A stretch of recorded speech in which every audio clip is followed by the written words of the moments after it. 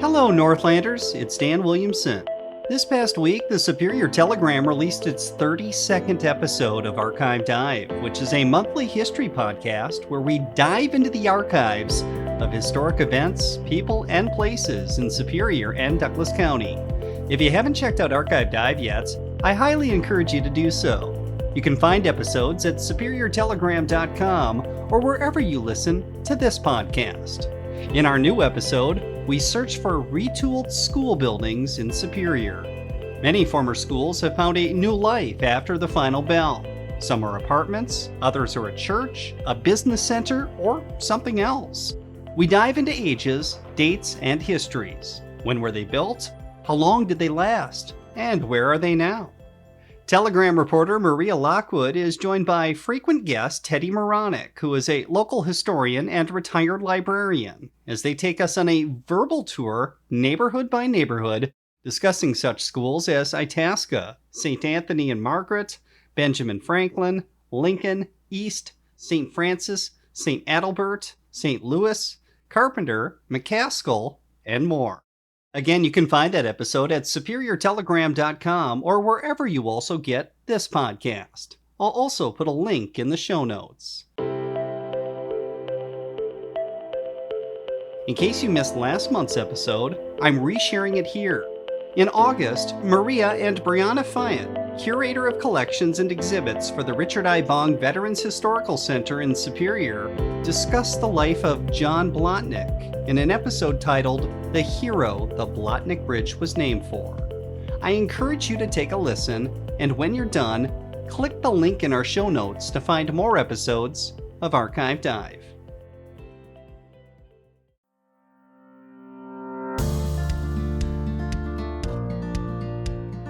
Hello, and welcome to Archive Dive. I'm Maria Lockwood, a reporter with the Superior Telegram. Each month, we dip into files on historic events, people, and places in Superior and Douglas County with local historians. Today, we dive into the history of a World War II veteran who the Blatnik Bridge was named for. As a Minnesota congressman, Chisholm native John Blatnik was instrumental in getting the bridge between Duluth and Superior built. As a captain and paratrooper with the U.S. Army Air Force, Blatnik spent 8 months working behind enemy lines in Yugoslavia. The work included setting up an escape system for downed American airmen. One of them was a Duluth man, Swante Norland. Helping us dive into the story today is Briana Fiandt, curator of collections and exhibits for the Richard I. Bong Veterans Historical Center. Thanks for joining us, Briana. Thank you, Maria. Thank you so much for having me here. Definitely. Now, the Blatnik Bridge is in the public eye right now because of the upcoming billion-dollar replacement that is about to happen. Yeah, and it's great timing because I've actually been working on this way before the bridge came into the public eye. Excellent. Because I think a lot of people know who the Bong Bridge was named for, but not many people know much about John Blatnik. Right. I never knew who the bridge was named after either until somebody came into the museum and he brought some pictures that he had, and it was a footlocker. And it had the name Blatnik on it. And he told me, well, this is John Blatnik's footlocker. Mm-hmm. And he said, the guy who the bridge is named after. And I was like, oh, really? I didn't know he was a World War II veteran. And so I started talking a little bit more to this man. And he didn't know a lot, but he said, yeah, I think he was in the Army Air Forces. And so then I just started doing some research, and I found out that he had a really incredible story over there that at least nobody at our museum had ever heard before. You're right. He was a paratrooper. He joined the OSS. The OSS was the Office of Strategic Services. Office of Strategic Services. What was that? So that was the organization that would come to be the CIA after World War II. But during World War II, they were involved in going behind enemy lines, military intelligence, trying to do sabotage, to the enemy, all in secret. So that they were doing all of this in secret. And Blatnik was a member of this. And Blatnik was recruited into this because he had grown up with Slovenian parents. So his parents immigrated to Chisholm, and he was born just 2 years after his mother came to the Iron Range. And he grew up speaking Slovenian. He didn't even know English when he first went into kindergarten. Really? So because of those language skills, he was a prime candidate for this. Yugoslavia had fallen to the Germans. They were occupied, but there was an intense resistance movement in Yugoslavia, in the Yugoslavian area. It had now been split up along ethnic lines, but there were partisans who worked with Tito. It was called Chetniks, which worked with Mihailovich. And he worked with Tito's. And he worked with Tito's partisans. It's a very complicated political system dynamic that's going on over there. But basically, the two resistance groups were fighting each other in a civil war and also fighting to get the Germans out. It's very complicated, but Wow. It was very dangerous. It sounds like it. And he spent 8 months there? And he did spend 8 months there. So How did he get there? If it's behind enemy lines, how did he even get to it?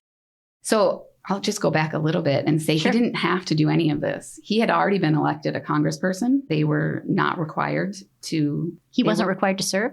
He wasn't required to serve. He could not be drafted.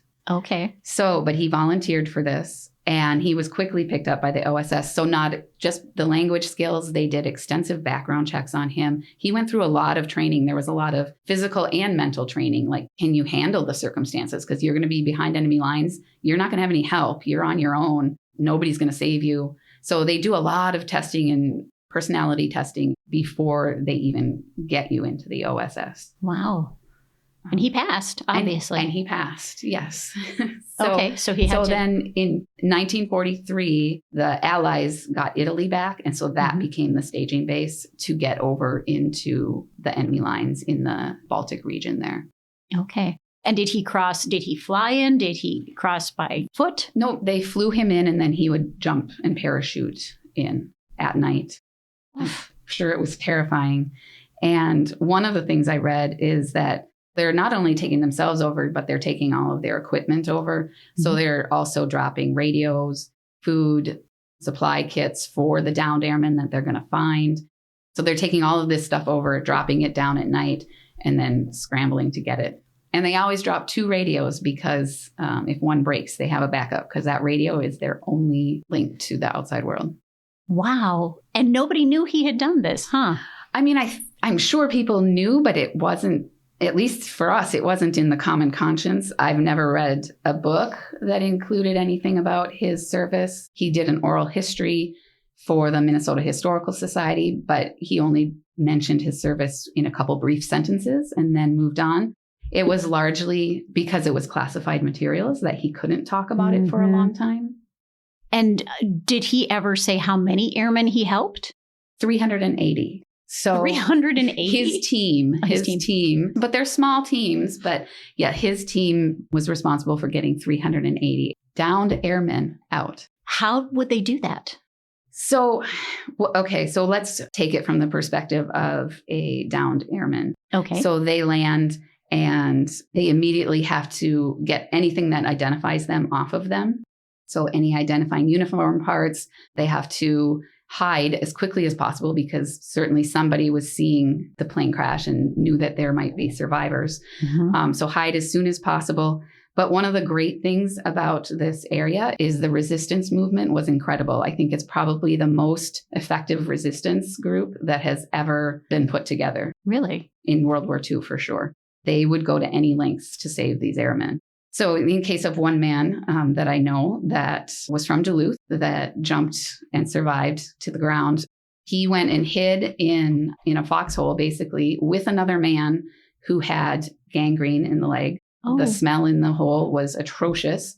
And they lived there for 3 days until they could get a partisan come get them out and then take them to safe places. Oh, my goodness. Now, was that Swante? That is Swante Norland. Okay. And what was the rest of his journey like? So it wasn't just getting to a safe place and then staying there. It was about 3 months for him. He crashed in November and was saved and was then united with Blatnik and got out in March. So there was no one safe place. So they're running. The partisans are keeping them moving all over the country, trying to evade the Germans. You're going from house to house, not hiding up in the attics, hiding in the basements.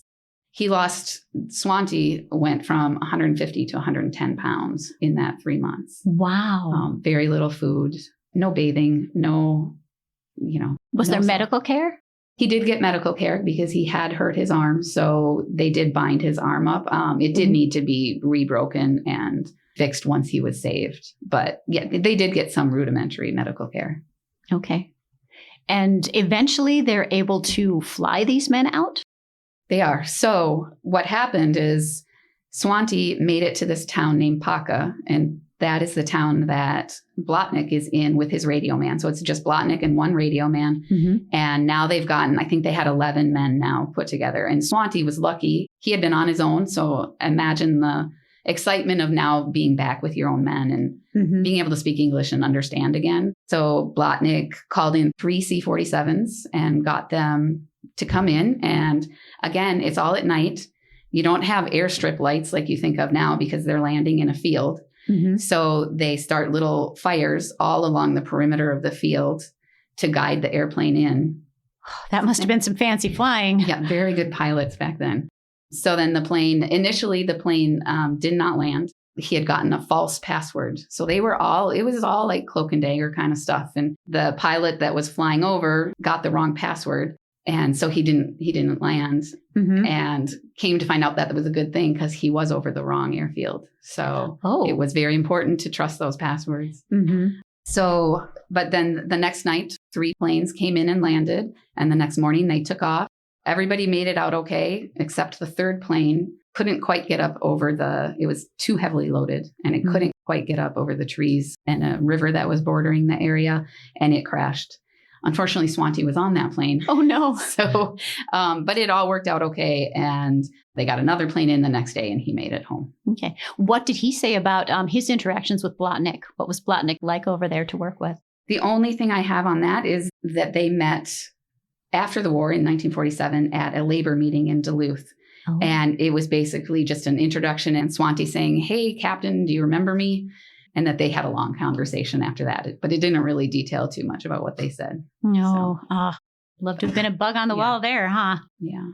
What was his service like prior? Now, he didn't start out just jumping into the OSS, right? He did, pretty much. Really? So yes. And he was already a congressman at the time? Yes, he was. So did someone else take his seat while he was overseas?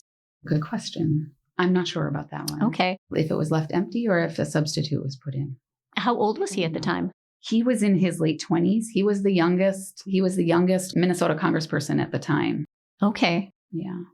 And how did he make the decision to join? Do you know? I think he just felt very strongly about, especially this part of the world and doing his part. He had grown up, of course, speaking Slovenian. He had gone over to Slovenia in the 20s with his mother.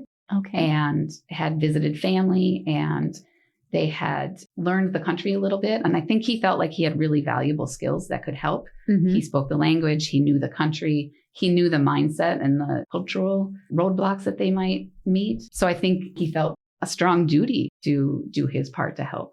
Right. And when these OSS officers would be overseas working like this behind enemy lines, obviously he wasn't wearing anything that would make people realize he was an American, correct? Absolutely, yeah. They're wearing civilian clothing. If they're over in, Slovenia, they're wearing, more traditional clothing, nothing that would make them stand out. Okay. Yeah. And they would move from place to place. So did they set up like a network that they would work with? Yeah. And so they would partner with the partisan people, the partisan leaders. And like I said, that group was so effective at their jobs. And they had their own generals and officers. And so he would link up with one of those partisans who would lead them. He tells one story about trying to cross the road at night. And one of the German staff cars comes by. So they're all ditched in the woods hiding. And it goes over and it's shooting. But it's all going over their heads. And then the car goes by and they race across and escape. I mean, his life was in danger a lot.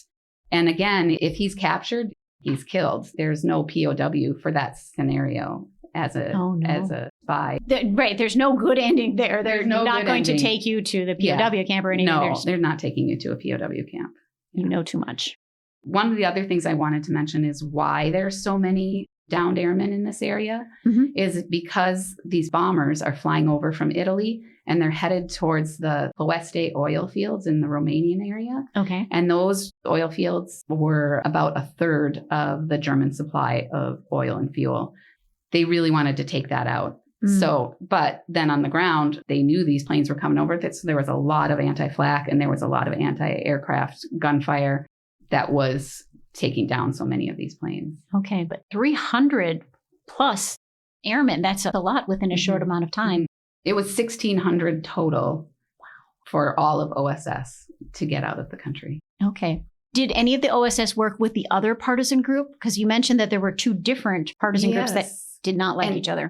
So even the U.S. initially worked with Mihailovich, and then tended to shift their focus more towards Tito. Tito was communist, so they did it for reasons that they thought it was more effective. I'm not an expert on this part, for sure. Okay. So Mihailovich wanted to go back to a royal system when all of this was done. Tito wanted to go back to a communist system, but the United States, as time went on, did align more with Tito. And obviously they had a very effective escape route there. They had a very good network. Yes. And so you worked. But Blatnik only worked with Tito's group. Blatnik did only work with Tito's group. And one of the things, I found this fantastic report. It was like an after tour report that he wrote, where he wrote up everything he did. And to read the words that he wrote about the partisans was really beautiful. He was so impressed with them, with their level of commitment to helping the airmen, their level of commitment to helping Tito, and just their sheer bravery. Like, they put themselves in harm's way 24/7. I can't imagine. What else did you find out by reading the report? Were there any other interesting facts that you gleaned from it? Two things. So, so when he was on his first mission in September of 44, he was putting together escape kits. That he would fly the bomber over and he would drop these escape kits where they knew that downed airmen were, that consisted of maps and some supplies, a radio, things that could help them move their way around the country. So he did that. And that was really his first mission into the country. And then after that, when he was sent to Paco, which is where he met up with Swanti, I think he was very frustrated there. He wanted to play more of a role. He got his information from only one source in the partisans. He was not really allowed to talk to anybody else. And he was frustrated by that. He wanted to be going out and finding out more stuff and getting more sources. And I think he felt like he could be doing more and he wasn't. Right. So they kind of made him narrow his focus. Yeah, it really frustrated him. Okay. One of the sad stories I read, although not sad at the end, he was going from house to house and they were asking questions, or not really sure what he was doing, but he was going house to house in this one village. And he went into this house and he saw a picture on a wall and it was of his relatives. So these were people that he was in his relative's house. And he couldn't say anything to them because he couldn't put them in danger. So then he just had to leave. But then I have later learned that he did go back after and was able to meet up and talk to them. Oh, okay. To let them know, your family is thinking of you. And, wow. Is there anything else that you would like folks to know about Blatnik? Things that would surprise us? Obviously, most of us don't realize that he was a World War II veteran. We cross the bridge named after him, daily, and don't know much about the man. I found it interesting that in his obituary in the Minneapolis Star-Tribune, they didn't even mention his service. Yeah, that is surprising. And maybe it wasn't family that wrote the obituary. And so I'm not sure. I did learn that he was a science teacher at one point. He was education early on. He grew up in Chisholm, and it was a very working class family. So they took in boarders, and his dad worked in the mine. So I think education was important to him. He went on and got his educational degrees. He worked for the CCC, and I think this has an interesting tie back. So he worked up on the Canadian border with the CCC, the Civilian Conservation Corps. And he talks about how he's out in the woods. They're camping, they're fishing, they're learning how to feed themselves, take care of themselves in the woods. And those are all skills that were directly applicable to his time behind enemy lines when he could navigate, those situations and find food for himself and do all of that same sort of thing. Right. Definitely. You have contacted the family, right? Have you kept in touch with them? I have. I made contact with the family just fairly recently, and his daughter has been incredible. She has sent me a bunch of information that will only enhance the research as I move forward.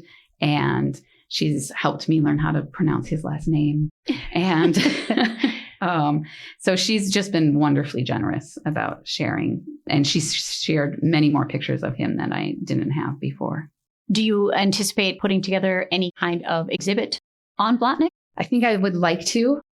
One of the thoughts that's flying around is a Men Behind the Bridges exhibit. So an exhibit that would feature both of our World War II heroes that our bridges are named after and talk about both of them together. Definitely. Now, did he receive any medals, Blatnik? He did get the Bronze Star, a Bronze Star for valor, I believe. So I think it was largely, at least in the citation, it's largely because of his mission reports. It says he produced 68 mission reports of excellent quality. And so I don't know if his time as being a congressperson helped his writing, but apparently they were very pleased with probably how thorough he was and how descriptive he was in his reports. Right, definitely. And then he went on to serve. Do you know how long he was a congressman? 28 years. He served. And then he was instrumental in getting the funding passed for the interstate bridge. The bridge that went up in 1961, and then it was named after him in 1971. He's also responsible for Voyageurs National Park. How is he responsible for Voyageurs? He wrote the legislation that turned that into a national park as well. Really? Yeah. Wow. Okay. Well, 28 years, he did some good stuff. He did. And he was known as the expert in the Balkans, right? So he would advise Truman on things that were going on in that area. Even after his World War II career, he stayed very involved in the politics in that area and tried to help from over here, help guide policies and things that would help. Right, since he had area. That close connection to the area, both from his service and from his family ties. And he could give advice and understand from their cultural point of view, hey, maybe that's not going to work because their culture doesn't think like that. Or Right. I have not learned as much about his political career yet. But I do know he was considered an expert in the Balkans during his time as the congressperson. Right. And you said he did write this one report that was released that now I think you sent it to me and it said top secret on it, right? And it was declassified in 1977. Okay. Yeah. Wow. So probably why he wasn't answering any questions right after the war when people were interviewing him. Right. But definitely a very important service that he did over there. Did he spend more time overseas also? That wasn't the only time he spent overseas. He spent 3.5 years overseas. 8 months of that was behind enemy lines. What did he do for the remaining time? That's a good question. I really don't have much on that. That's something that you're going to be learning by talking to his daughter. That's something that I'm going to be doing more of. I know that he did, there was a lot of administrative stuff to do on the back end, putting together reports and getting things ready to go over there, gathering intelligence and analyzing intelligence. And I'm sure he did a lot of that as well. Right. And did I read that he got his paratrooper's degree or certificate? He got it from the Royal Air Force Academy? Yes. Because they worked in close concert with England at that time. The British were a big part of the OSS too. In fact, he met Randolph Churchill, who was Churchill's son. Oh. And they worked together a little bit. So Churchill's son was a part of the OSS in the Italy area as well. Okay. Was he behind the lines with Blatnik? No, I don't believe he was. Okay.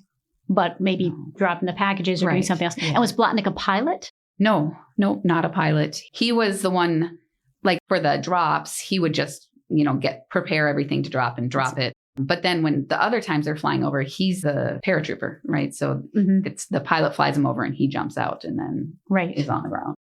I wouldn't do that. They were very brave. They were. All right.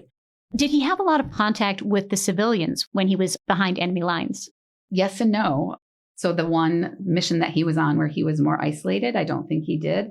But on one of his missions, he wrote a really, really beautiful report about encountering this group of civilians who had just had their whole village burned out. And they're straggling, to come to this safe place. And he meets them there and he's, they're all around a fire and he starts talking to them.